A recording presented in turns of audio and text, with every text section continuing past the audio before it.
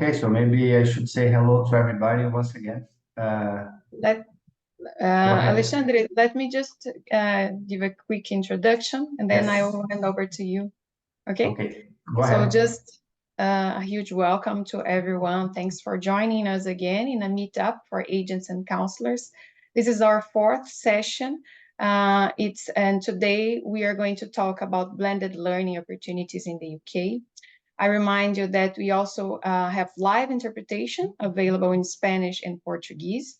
The event will be in English, so please feel free to choose the language you're most comfortable with in the Zoom menu. Let us know if you need any help to find the language option.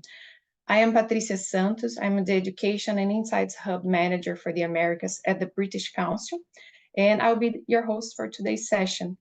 We have the presence of Alexandre Argenta, the president of BELTA. BELTA is the Brazilian Education and Language Travel Association, and it's our partner to deliver the meetups with agents and counselors. So now, thank you, Alexandre, for joining us again. Over to you to say a few words to our guests. Okay, thank you, Patricia, for the brief introduction.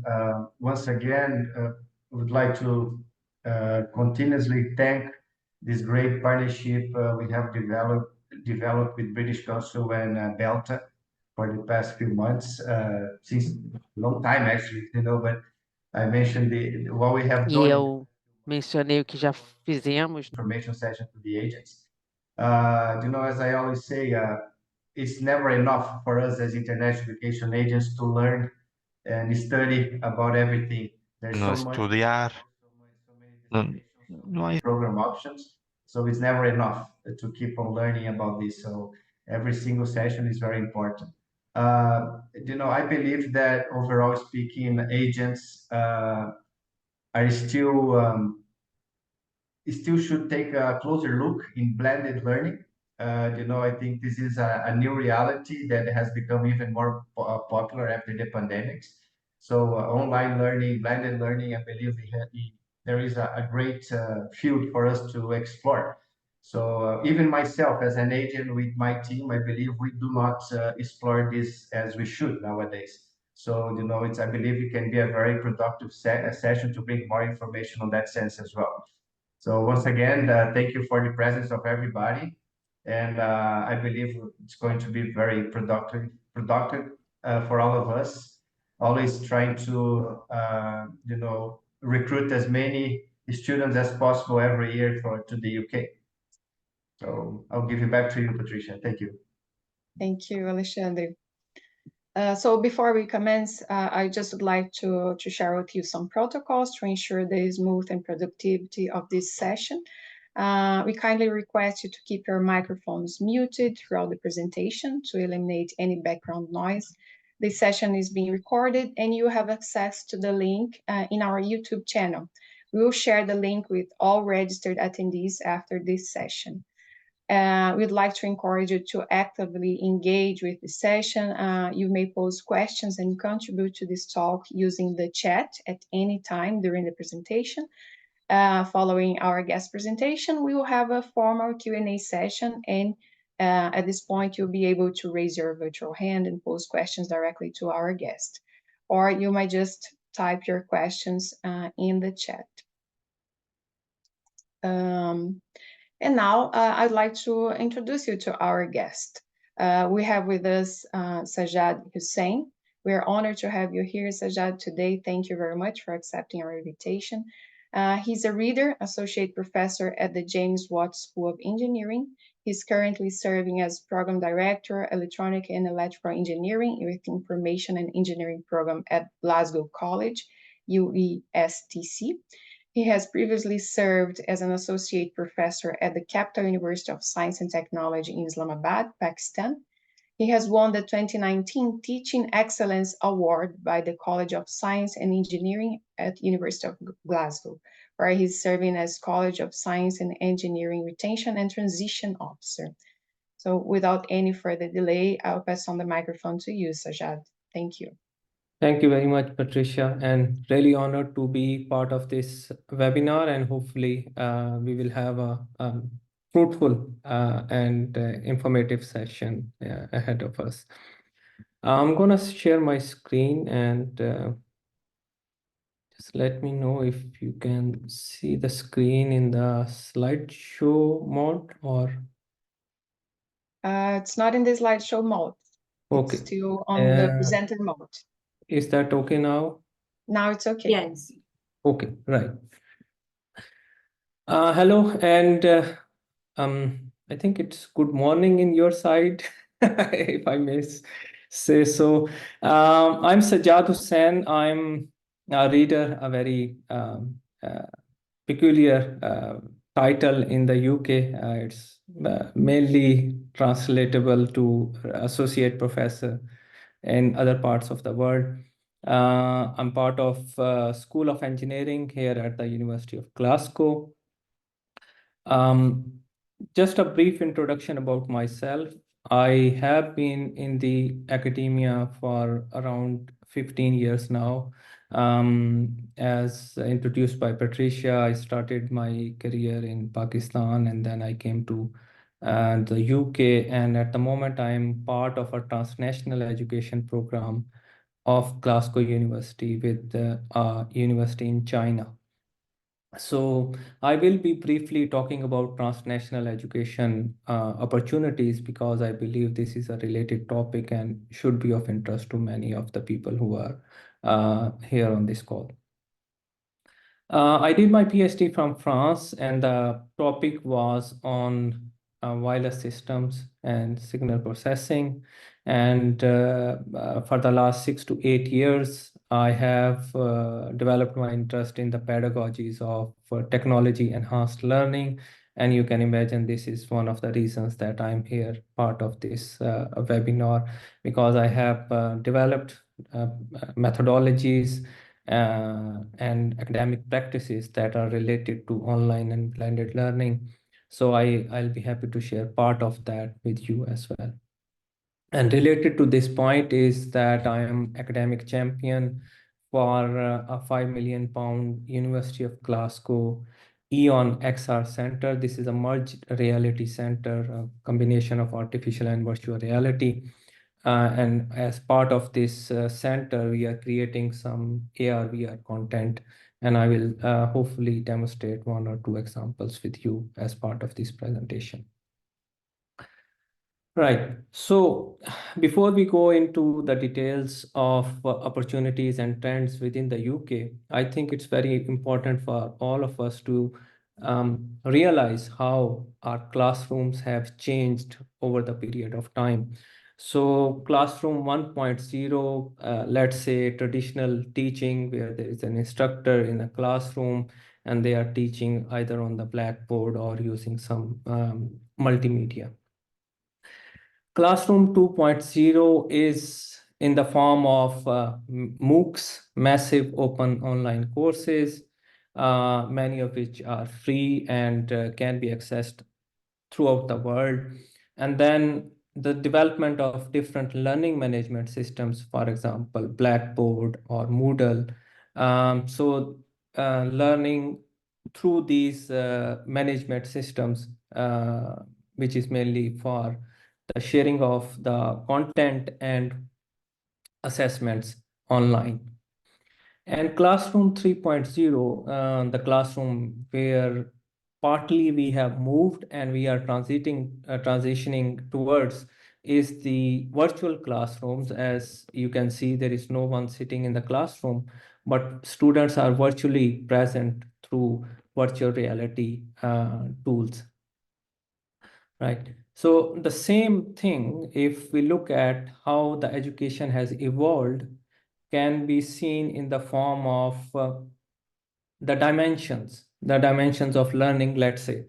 So for example, if I say in my childhood, how I used to learn was in the form of books and notes and written text, right? And then we took a leap to the next dimension where we were able to see with the help of some CAD tools, designing tools, we were able to see the drawings or the content, learning content in 2 dimensions. So this is an example of a lathe machine. Not sure how many of you are aware of this, but this is just a machine, let's say, right? But now in the next phase, what we have is we have 3D models of these machines or whatever the topic that we want to learn about, and we can experience them in the augmented and virtual worlds. So there is a short video here. I will play that, and hopefully you can hear the sound as well. Can you hear the sound as well? No? No.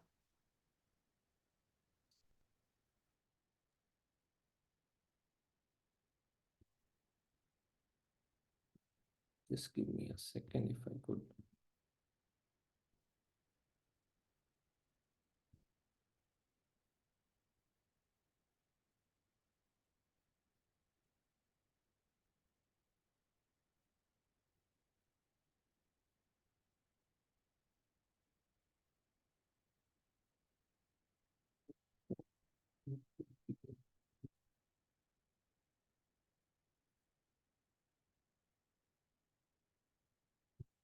Can you hear it now?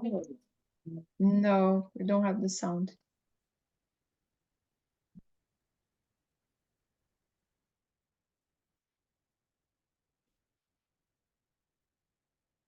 Can you hear it now?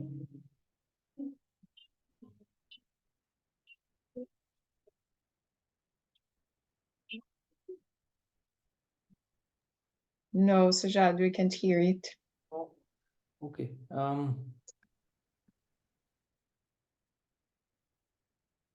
Okay.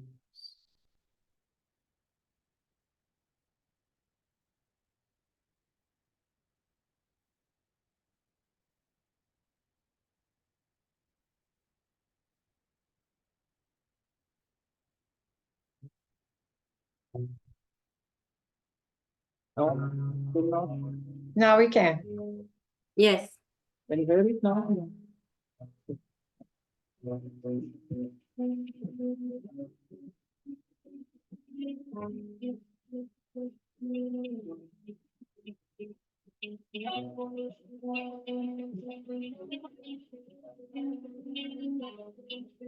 Okay, so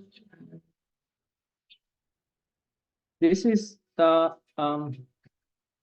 the whole process of breaking down that same machine into parts, labeling those parts, looking at those parts from all the angles for better understanding.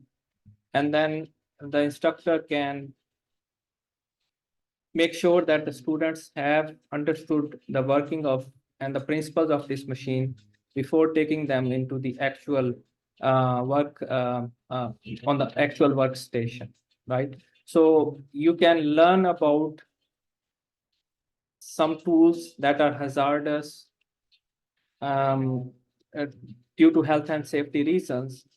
First, practice that in the safe environment, and then you can go in the actual work. And then the reinforcing of the concepts can be made in the augmented reality world. If you can see, this is actually within an augmented reality. So at the back, you can see a room. So students can learn from their own homes, from their own bedrooms. They can place that equipment in the augmented reality world, break it apart, and take the components apart, join them together for the better understanding. So this is the next level where you can enhance your learning through augmented and virtual reality. So this is the direction that we are going to. Right.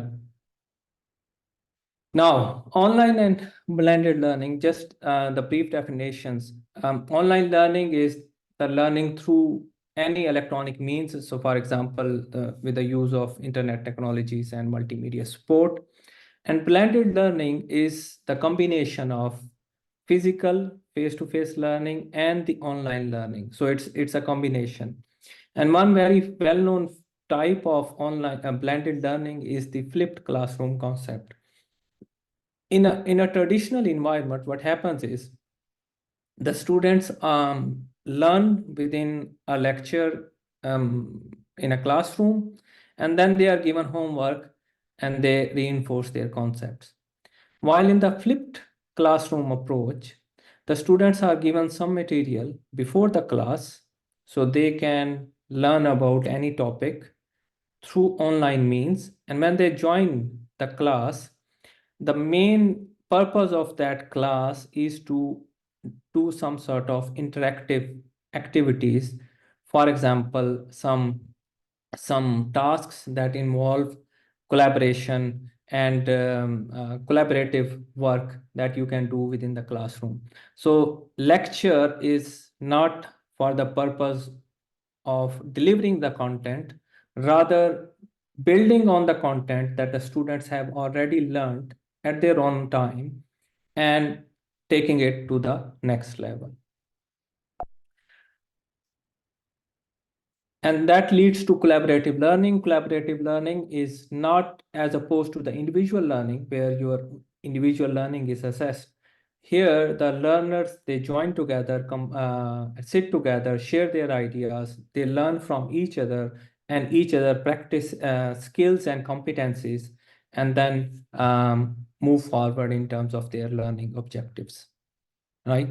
And the relating thing is the new concept of COIL, which is called Collaborative Online International Learning.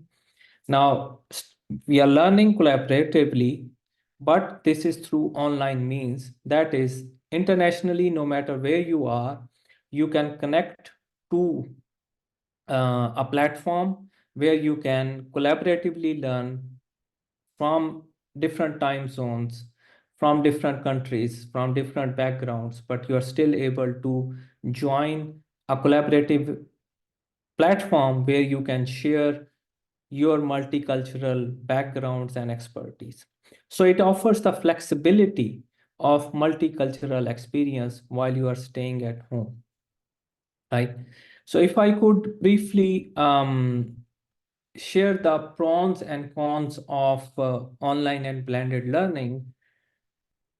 The main positive thing about online and blended learning is the flexibility.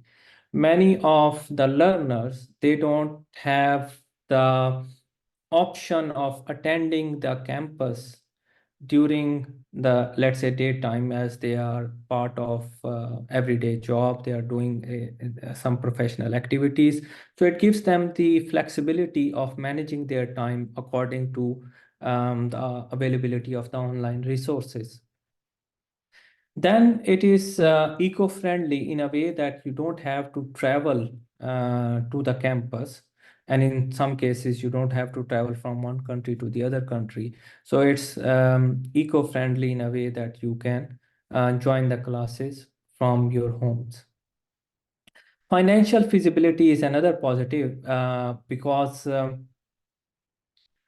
in some cases, rather in most of the cases, your the fee for the online courses is much less as compared to the traditional courses, because more resources are needed to run the traditional courses, while the online courses, they don't require as much resources. For example, the classrooms, the cost to warm up or air condition the classrooms and all that. The resources can be reused, as we have learned during the pandemic. The lot of resources were created during the pandemic, and now those resources can be reused as well. And furthering the education, because many of the learners who are in their professional jobs, they want to enhance and upskill themselves, and there are plenty of opportunities for them to upskill their competencies through the certifications and the resources available online. One of the major negative is the everyday distractions, because you are not committed for a specific period of time to go to a campus and learn during the classes, which is a greater flexibility, but at the same time, it leaves a lot of dependency on the personal control. how they are managing their time. So if they are distracted by their everyday routines, it becomes really challenging for many of the learners to catch up with the content. And there is a very interesting statistics that most of the MOOCs, the massive open online courses, they have a very small success rate, because many students, they start learning, but they are unable to keep up the pace or keep up with the routine of the learning, and then they drop out. Lack of sense of community, it's an important thing as well, because when you are online, it's very hard to have a sense of belonging to a certain campus or a certain group of people, because you are learning from online. And the sense of community building, it's not very obvious when you are doing online activities. Lack of expert tutors, I would say, because it's very important that when you are teaching online, you have the right sort of skills, because teaching in a class is much more different than teaching online. So it's very important that you know all the tools and technology to make the students engaged in your content when you are learning online. And therefore, there is a need of investing in to develop the expertise for the instructors to be well aligned with the online learning environments. And finally, technical issues. Digital divide is a big issue in many areas of the world. Still, the broadband speeds are not as high as in the developed countries, and that can become an issue when you are learning online. Most of the videos, they need high data rate, but if you don't have a good broadband connection, then these technical issues can be frustrating at times. And digital fatigue is another element as well, because if you keep looking at the screen for most part of the day, you can be tired, and you can't stay focused for as long as you might be able to do in a physical world. Right. Now, why UK? What is the advantage of the UK? And these are very interesting statistics that many of you might be aware of already, but for those who are not well aware about the UK standings in the higher education sector, out of the top 10 universities in the QS ranking in the world, 4 are from UK. And I've just given the logos of these universities: University of Cambridge, University of Oxford, University College London, and Imperial College London. And out of the top 100 universities, 17 are from UK. So roughly 1/5 of the universities are from UK. So the global reputation is of huge importance for many of the learners, because many students, they want to get into the top universities of the world, and UK therefore offers a great opportunity for them to join world leading institutes. University of Glasgow itself has been in the top 100 for a long time. It's a 75th 76th at the moment. So again, a very well reputed university. UK universities offer a range of programs, and from arts to humanities, science and technology, as you can imagine, strong areas of medicine, life sciences, business and law. So you can have a selection of wide range of courses and programs in the UK universities. It's a very multicultural environment where the students are welcomed, they feel safe, and it's a very student-friendly environment in almost all of the universities in the UK. And one final point is the English language proficiency. Many of the people from Latin America might be interested in developing these skills, which are very important for employability. So the English language proficiency greatly enhances when you are part of this English-speaking country. Now, I will be talking about some of the opportunities in the UK, and before that, I want to highlight one of the government's initiative. So in the UK, there are over 300 universities and colleges which offer plenty of programs, but the highlight of this on this slide is the specific government's initiative for free online courses. So as you can see, there is a range of courses from English language to maths and IT, business, healthcare, plenty of courses that are available as part of the government initiative to support the skills of the population. Open University is one of the world's first successful distance teaching university. It's a very well-reputed university that runs online completely. It offers 200 qualifications and 400 modules. So it's plenty of choices for the learners, and the degree is very well respected and on the same level to the other brick and wall universities. So the principle on which the university was founded was basically the open access, that anyone with any technical or educational background, any gender, any color or any authenticity can come and study at this university. Now, after the pandemic, as you may expect, that there has been a huge increase in the online and blended learning programs. So in the past 5 years only, there has been 4 times increase in the programs that are being offered by many of the UK universities. And several of the top UK universities, they are offering online courses, and many are offering free courses in the form of MOOC that you don't even have to pay any tuition fee to access those resources. So I will give example of my own university, University of Glasgow. So I have given the link here.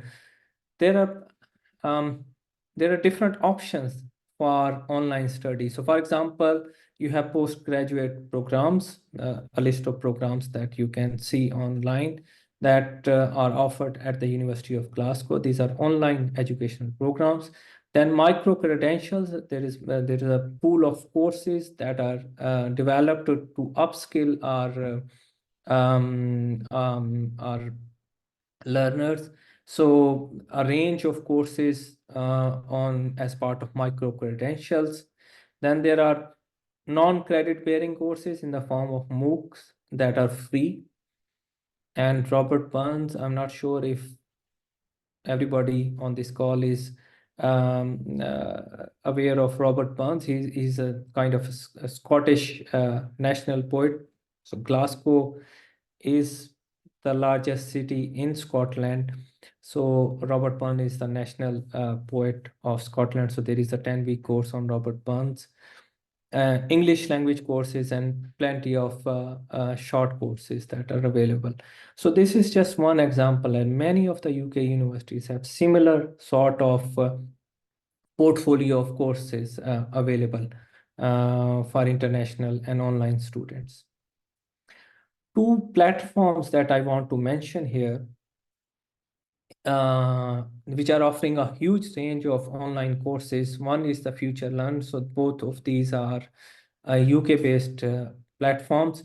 So Future Learn is basically they have developed a wide range of certifications, degree programs, as you can see in the courses list that you can see on the slide. And they have prepared these courses with the partnership of many of the universities. Actually, University of Glasgow is one of the partners with the Future Learn as well. So universities and industry, they have joined together to create online resources. Another UK's leading mainly training provider, it's Learn Direct. So you can see there is a plenty of options, even from GCSE and A-level levels up to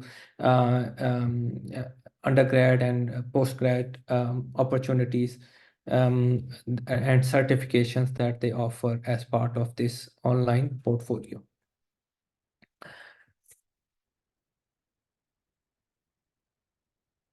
Now, I will be talking a bit about the transnational education, as I mentioned at the beginning of the presentation. Now, transnational education is the activity that involves higher education institutes that are delivering the educational services and programs in another country.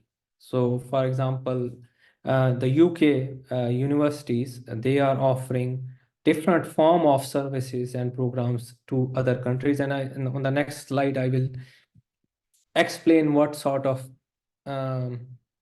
provisions are available as part of the transnational educations. So they can be in the form of overseas campuses, where there are independent campuses built by the partner universities, or distance online options, joint or dual degrees, and then there is a fly-in faculty where the people fly out to the other country to deliver the teaching. So this is represented in this table. So mainly this is divided into two categories.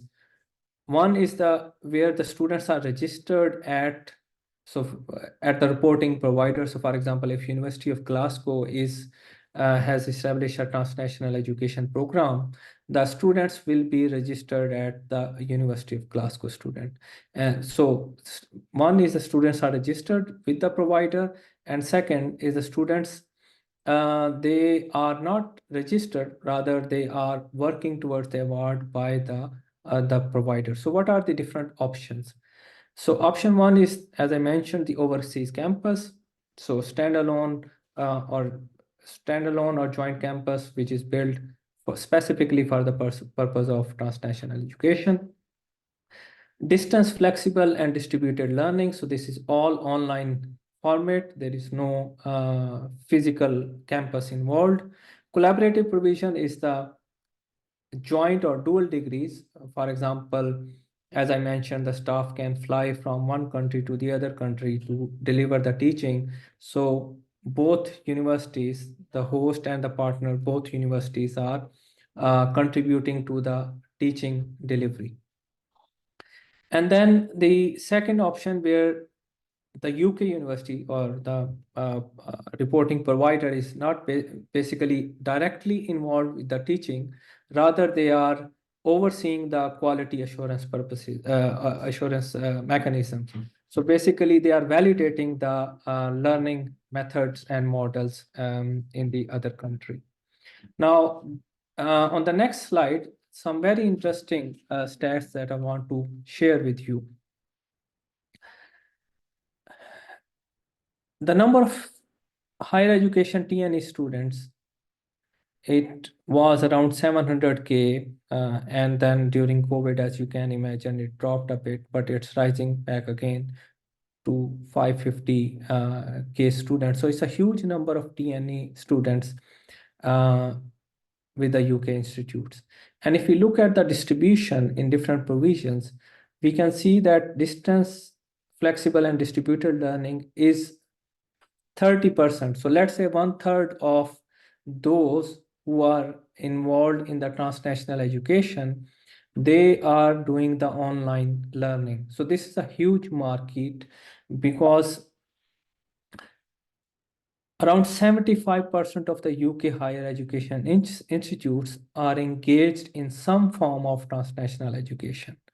So 3/4 of the UK HEIs are doing TNE in one form or the other, and 30% of this is going to the online education.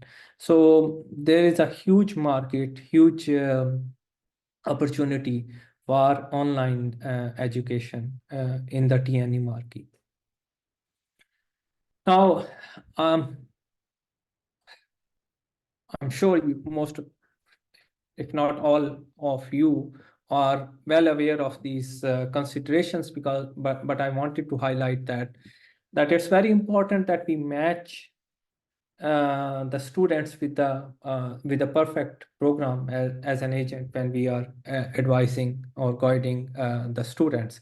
So the important considerations, the things that come into play are the tuition costs. Obviously, some universities are very generous in terms of scholarships, some are not.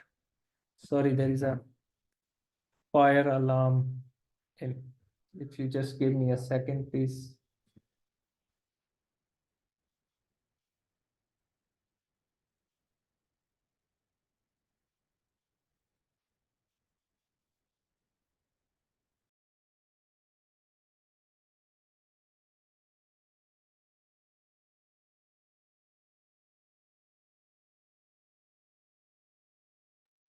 Sorry. Right. So I was saying that some universities are very generous in terms of scholarships, so we have to look at those options as well. Study duration, how long is the program? Because that plays into the economics for the students as well. How much the accreditation recognition is available for the program. So it's very important to look at the accreditations for those programs. The living costs, because and I have mentioned location as well, in some cities, the living costs are much higher as compared to the other places, but at the same time, this cost can play in terms of the opportunities as well. So for example, if you select London, the living cost will be much high, but at the same time, it will provide a lot of opportunities as well. And what are the employability trends? Because after the graduation, where the students land, so what is the employability ratio for the education provider? So these are the things to be kept in mind. Okay, some of the resources that I was able to curate for this presentation, and on top is the British Council link, British Council Study UK link, which provides actually the list of UK universities, the application process, visas, and scholarship information. So this is a top level information that you can easily get on British Council website. And then there is UCAS, and UCAS, which is the University and College Admission Systems. It provides the courses that are being offered at different colleges and universities, what are the admission requirements, etc. So it's basically on the finer granularity level that you can find the information on UCAS. And finally, Universities UK International, which mainly provides the insights and the policy trends. So if you go on their website, you will find a lot of information, and that can guide and help you to find the trends in the educational sector within the UK. Now, some of the key database statistics. I'm an engineer, so I'm very keen on looking at the numbers. So if these are the two main sources for finding the databases. Discover Uni is a government-supported database, and you can use this for the comparison across different universities and courses, student satisfaction, and all that information can be found here. And HISA, which is Higher Education Statistics Agency, this provides the in-depth statistics on your UK higher education, different gender, demographics, language, and all that detailed insights can be found on HISA. And one useful link that might be of interest to many of you here is the British Universities International Liaison Association, which is a great source for networking and collaborative events for international agents. So you can find a lot of information on Boiler's website. Okay, I will be concluding by giving you the prospect of the future. And I have highlighted three main things that are driving the development and growth of online and distant education. So first is the concept of metaverse and the augmented and virtual reality, and learners can learn in virtual safe world on different concepts or even the training. So for example, if you want to train someone on how to fly a Boeing or how to even the driving lessons, they can be done in the virtual world. So instead of crashing the car on the road in the physical world, you can crash it as many times as you want in the virtual world before you come on the actual world and you are well trained. Artificial intelligence, we have all seen the rise in the generative AI in the form of ChatGPT, Google's Gemini. So how they are changing the educational landscape by providing the generative AI, large language model in the learning and teaching domain. And then blockchain, which is a secure and distributed mechanism for financial transactions. And at the same time, this can be used for verification of different academic credentials, right? So these three key technologies, that is metaverse, AI, blockchain, when they combine together, they are going to drive a huge growth in the online and distance education sector. And if I have a time, I just want to play a very short video, just a glimpse of what could be the possibility. So although this is just a video, but actually this is a virtual reality content. So this is just one example how the resources can be shared across the world. So we have a quantum circuit lab here at the University of Glasgow. It's a multi-million-pound project. And one of the component of this lab is the dilution refrigerator, because you need to have very low temperatures in order to perform the quantum computing. So this dilution refrigerator, we created the virtual lesson on this dilution refrigerator. So you can go on, you can use it in the virtual world. You can wear your VR headsets and then you will find yourself in that environment. But for the purpose of just demonstration, I'm showing this video.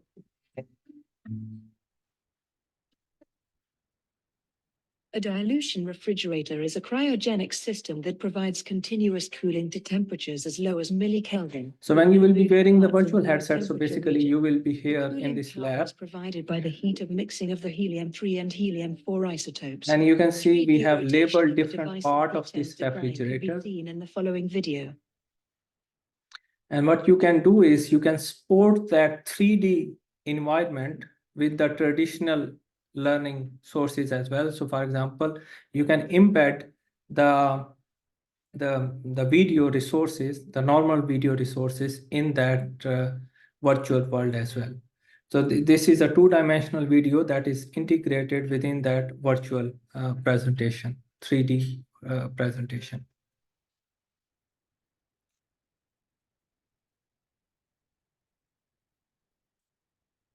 The dilution refrigerator consists on various plates where each plate gets colder and colder, from top to bottom.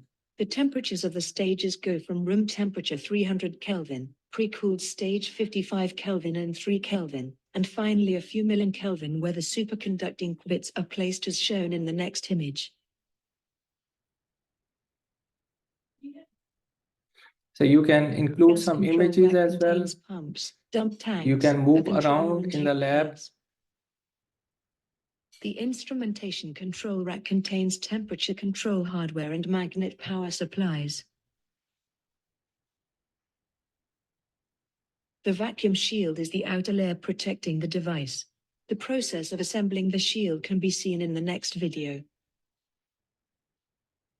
So a video that is integrated into the virtual tour. This is the process of the preparation of that vacuum tube.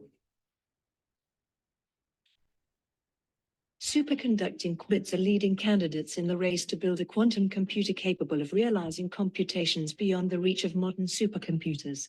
In the next video, we will learn more about superconducting qubits.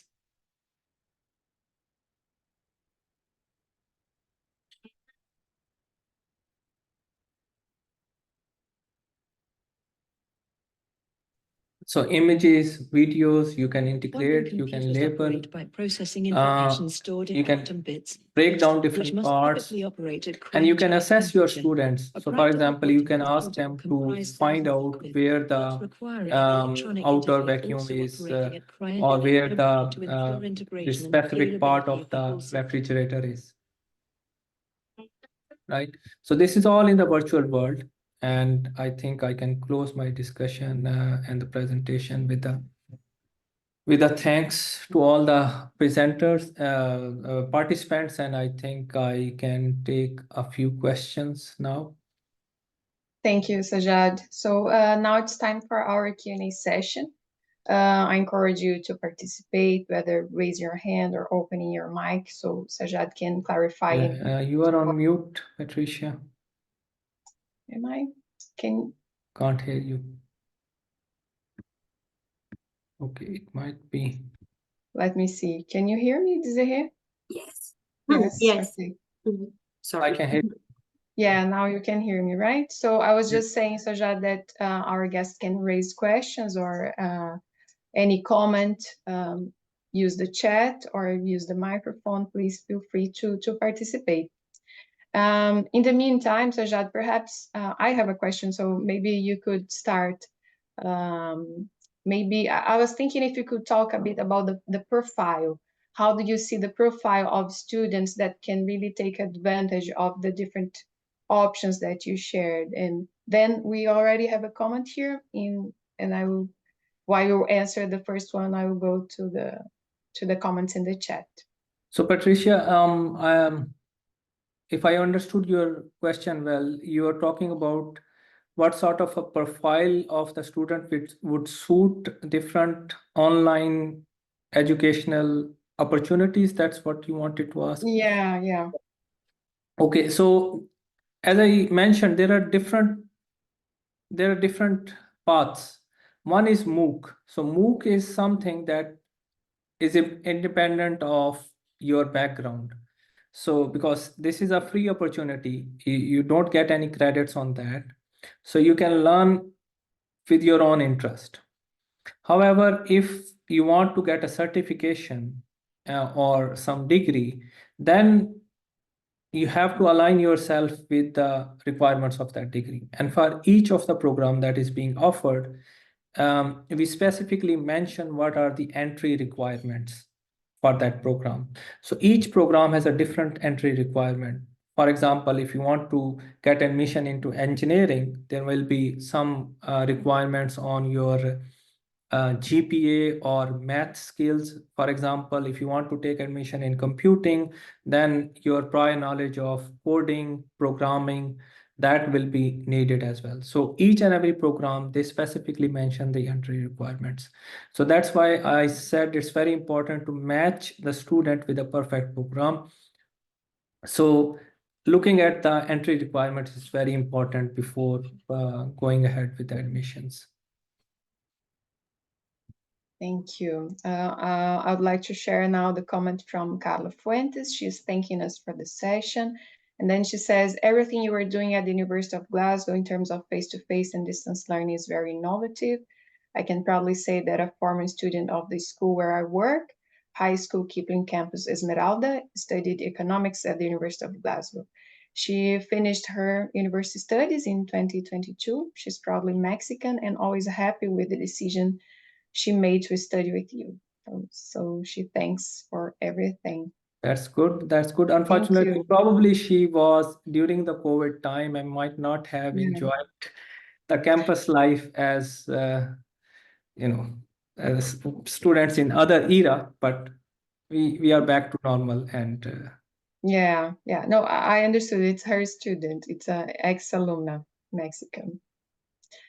By the way, Sajjad, as you mentioned, the pandemic and now the other opportunities available.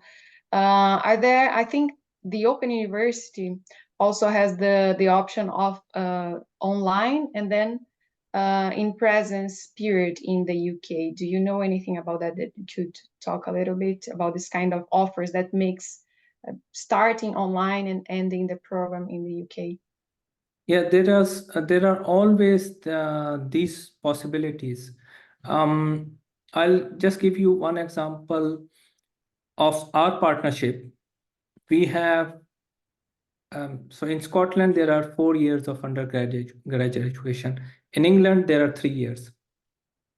So we have here in Scotland we have 2+2 and 3+1 options. So 2+2 is basically you study 2 years abroad and then do the rest 2 years here in the UK or at that specific university. Or 3+1 is the arrangement where you spend 3 years in your local institute and then come here in the UK for the final year. So these arrangements, these are possible, and but that depends from university to university. So if they have these MOUs being assigned with the partner universities, so many students can do their most of the study in their home countries and then join those universities at latter part of their studies, and then they can either enjoy the dual degrees or the joint degrees from both universities. So these opportunities are definitely available.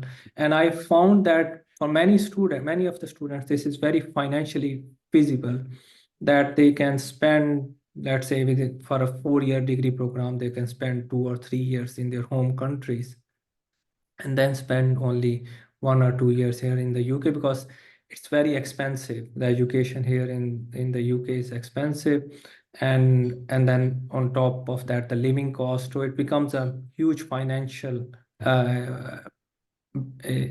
equation for many to solve. So these sort of arrangements on top of education arrangements can be really helpful to solve that puzzle. Okay. Then we have a question about the contact for international admissions at University of Glasgow. If perhaps you could share with me later, I can send it to Carla. Yeah, sure, Okay. sure, I can do Thank that. you. Thanks, Carla. Then we have Everaldo. Everaldo, thanks so much for sharing this information with us. I was in Glasgow last year and visited your university. It's a lovely place. Thank you, Everaldo, for your comment. It's a coincidence that Yeah. some of the participants have already been at Glasgow, so that's good. Well, I don't know if a few more minutes before we close, but while we see if anyone has any final question, I'd like to share some reminders with you. This is one session, it's the 4th meetup session. We are going to have a few more, so I'm going to post in the chat the links for you to stay tuned and register for the next sessions if you haven't yet. And we have a comment from Jose Erasmo. I'd like to know how we can be part of Agent and what benefits that university offers. Yeah, so I'm not sure if entirely you can sure how to comment. respond this, but definitely many universities in the UK, they do offer some sort of